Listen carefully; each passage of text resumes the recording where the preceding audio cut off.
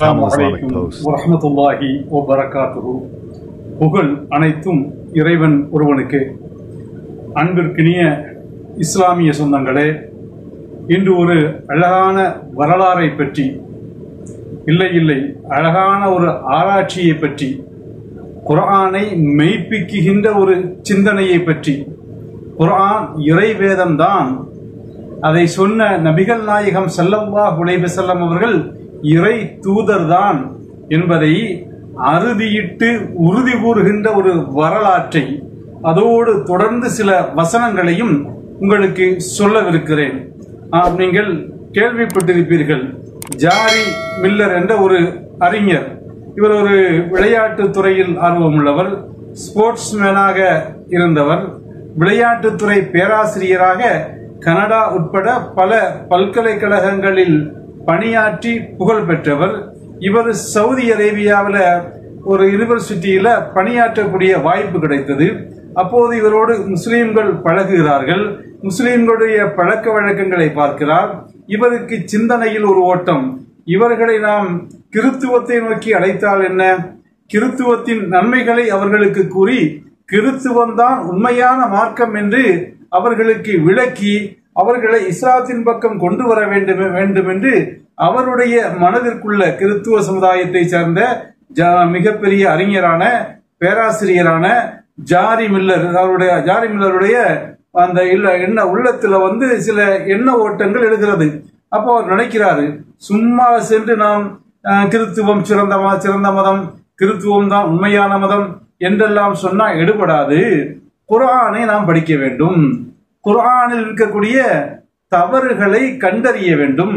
குர்ஆனை படித்து அதனுடைய தவறுகளை கண்டறிந்து அவைகளையெல்லாம் குறிப்பெடுத்து வைத்துக் கொண்டு இந்த குறிப்புகளை அவர்களிடம் சுட்டிக்காட்டி, பாருங்கள் குர்ஆனில் தவறு இருக்கிறது, தவறான விஷயங்களை குர்ஆன் போதிக்கிறது என்று அவர்களுக்கு விளக்கி அவர்களை கிறித்துவத்தின் பக்கம் அழைக்க வேண்டும் என்பது ஜாரி மில்லருடைய ஆரம்பகால எண்ணமாக இருந்தது.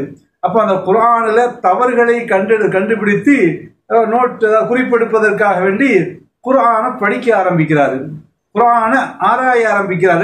இஸ்லாத்தை ஏற்றுக்கொள்வதற்காக வேண்டி இவரு குர்ஆனை படிக்க போகல, அந்த குர்ஆனை படித்து அதனுடைய தவறுகளை எல்லாம் கண்டறிந்து அந்த தவறுகளை முஸ்லிம்களுக்கு மத்தியில சுட்டிக்காட்டி முஸ்லிம்களை கிறித்துவத்தின் பக்கம் அழைக்க வேண்டும் என்ற ஒரு நோக்கத்துல தான் அவர் என்ன செய்யறாரு, குர்ஆனை படிக்கிறாரு. படிக்கும் போது என்ன செய்யறது, அவருக்கு என்ன செய்யுது, படிக்க ஆச்சரியம், ஒவ்வொரு பக்கத்திலும் ஆச்சரியம் சொன்னது மாதிரி அவர் படிக்க பல விஷயங்களை பார்க்கிறாரு. குர்ஆன் அவர் புரட்டி பார்க்கின்ற பொழுது அவர் என்ன செய்யறாருன்னா தவறு கண்டுபிடிக்கிறதுல போறாரு.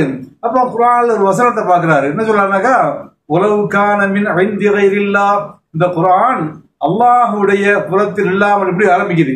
அஃபலா யததப்பரூனல் குர்ஆன, குர்ஆனை இந்த மக்கள் சிந்திக்க வேண்டாமா, மற்ற மதங்கள் எல்லாம் வேதங்களை சிந்திக்க கூடாது என்று கூட்டு போடக்கூடிய நிலையில, தடுக்கக்கூடிய நிலையில குர்ஆன் செய்யறது, அஃபலா யததப்பரூனல் குர்ஆன, குர்ஆனை ஆராய்ச்சி செய்யுங்கப்பா, குர்ஆனை சிந்திங்கப்பா என்று சிந்திக்க தூண்டுகிறது. தூண்டிவிட்டு ஒரு விஷயத்தை ஒரு வாதத்தையும் குர்ஆன் எடுத்து வைக்கிறது. எப்படி, உலவுக்கான மின் ஐந்தி கைரில்லாஹ், இந்த குர்ஆன் அல்லாஹ்விடமிருந்து இல்லாமல் வேற எவராவது உருவாக்கி சொல்லி இருந்தால் லவஜது ஃபீஹி இக்திலாஃபன் கஸீரா, அதில் ஏராளமான முரண்பாடுகளை பெற்றுக் கொள்வார்கள். அப்போ அவருடைய ஒரு பாயிண்ட் அவருக்கு கிடைக்கிறது. அப்போ முரண்பாடு, ஒரு மனிதன் எழுதக்கூடிய புத்தகம் இருக்கு இல்லையா, எவ்வளவு பெரிய அறிஞனாக இருந்தாலும் சரி, அவனுக்கு அறியாம சில தவறுகள் அந்த புத்தகத்துல வந்துடும்.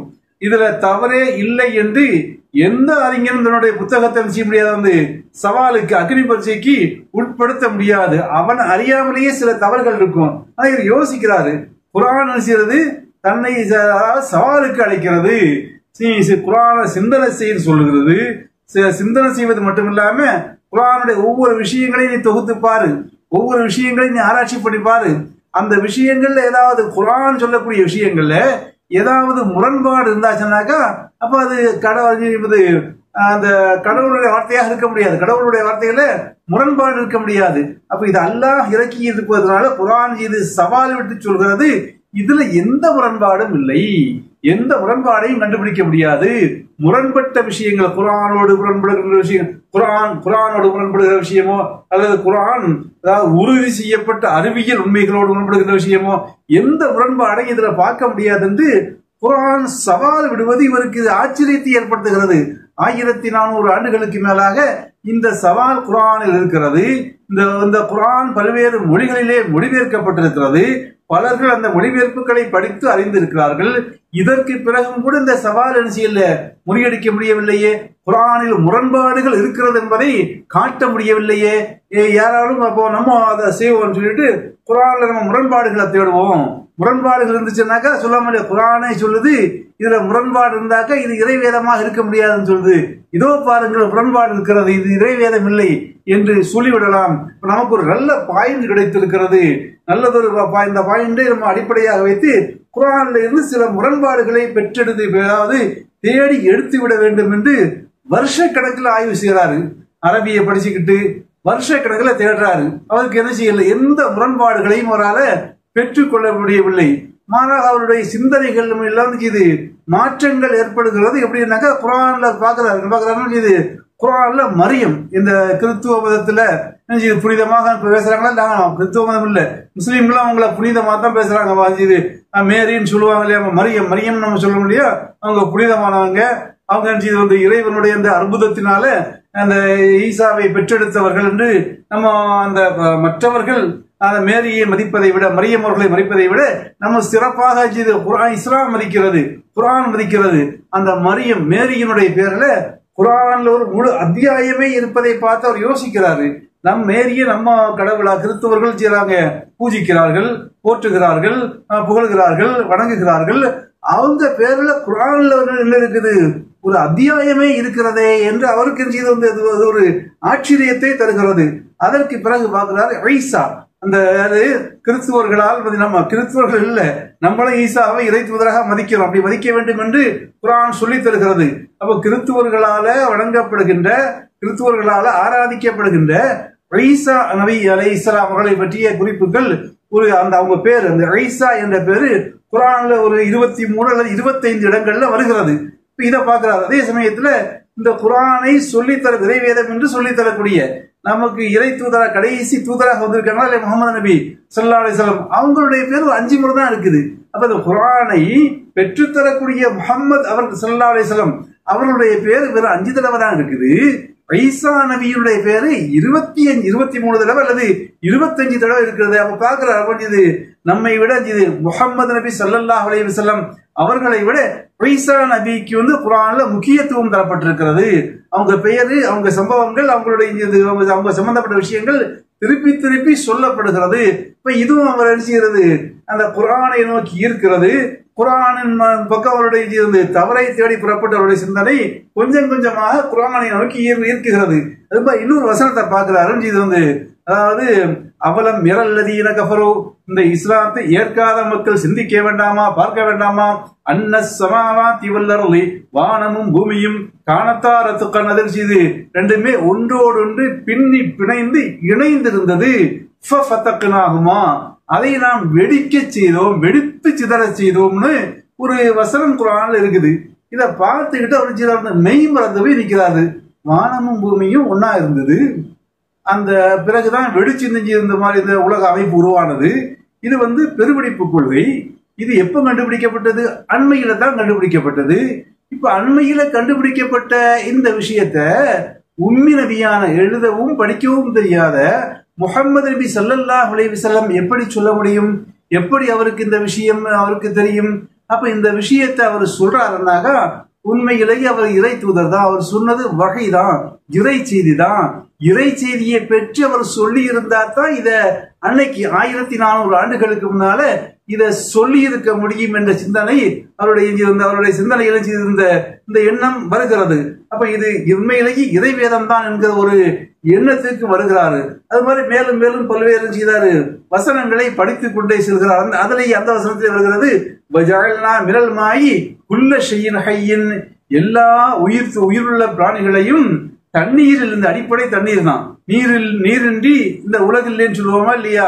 இப்ப இப்ப எல்லா படைப்பினங்களும் தண்ணீர் என்ற அடிப்படையில் இருந்துதான் படைக்கப்பட்டிருக்கிறது என்ற ஒரு விஷயத்தை சொல்ல அந்த வசனம் அடுத்து சொல்கிறது.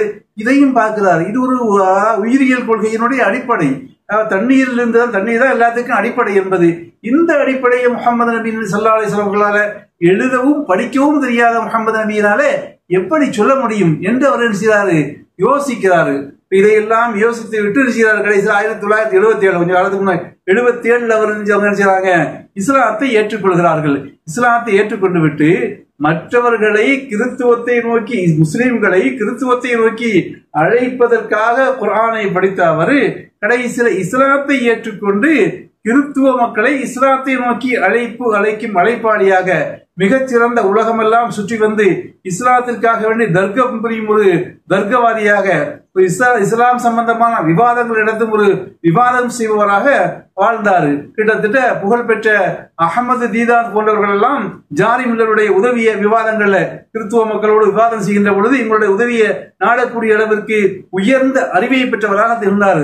அந்த ஜாரி மில்லர் 100 விஷயத்தையும் சொன்னாங்கன்னாக்கா, சூரத்துல் மசத் என்று ஒரு அத்தியாயம் இருக்கிறது. தப்பத் யதா அபீ லஹபின் வ தப்னு சொல்லுவோம் இல்லையா, அந்த ஒரு சிறிய அத்தியாயம். இந்த அத்தியாயத்தை படித்து இந்த அத்தியாயத்தை என்ன சொல்லப்படுகிற விஷயத்தை சொல்லிடுறாங்க. தப்பத் யதா அபீ லஹபின் வ தப், யாரு, அபூ லஹபுடைய 2 கைகளும் நாசமாகட்டும்.